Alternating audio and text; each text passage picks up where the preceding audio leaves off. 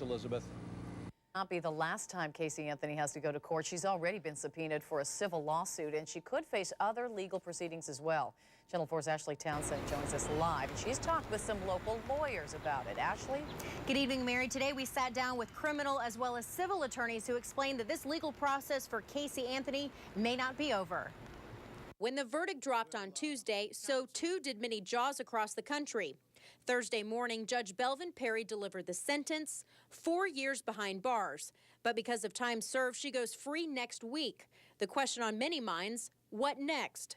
Jose Baez has 30 days to appeal, and Jay Plotkin, former assistant state attorney, offers insight into Judge Perry's decision. And you can't lie to the police, and you can't obstruct justice, and the law says you can get a year, and I find each and every one of these in and of themselves a serious crime, and I'm going to give you the most I can give you.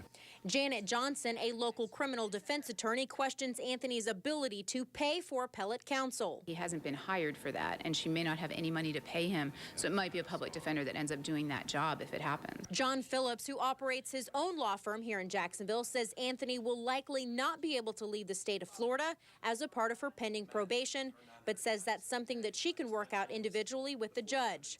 The jury has faced a great deal of backlash since the verdict, but Phillips says they followed the evidence. It's very awkward for a juror to come out, and because they were one of a selected citizen, now they're public figures, and their decisions, their groupthink is criticized, and that's tough for jurors. Beyond the criminal realm, attorneys who specialize in civil law say this may not be over. In fact, they say that Casey Anthony could face a variety of lawsuits. The fact that she was convicted of lying to law enforcement officers means that it's likely that a judgment would be entered against her. For example, this group Equisearch that spent thousands of dollars coming to Florida with their horses looking for this child.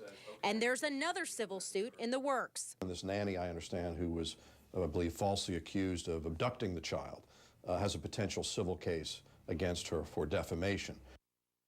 Another component to consider is even if a judgment is rendered against Casey Anthony in these civil proceedings, collecting could become an entirely different issue. We're live tonight. Ashley Townsend, Channel 4, the local station.